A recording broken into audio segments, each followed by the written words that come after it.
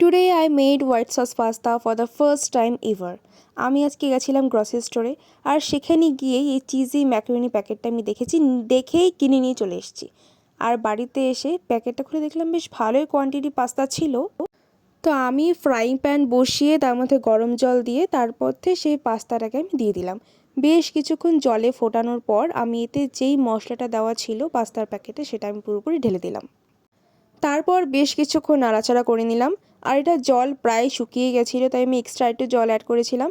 আর extra একটু cheesy করার জন্য আমি এটাতে মেয়োনিজ দিয়েছিলাম। I was out of chilli flakes and oregano, তো আমি সেগুলো আর ইউজ করতে পারিনি। তবে একদিক থেকে ভালোই হয়েছে, এটা র টেস্টটা আমি বুঝতে পেরেছিলাম। তো এই হয়ে গেল আমার পাস্তা রেডি।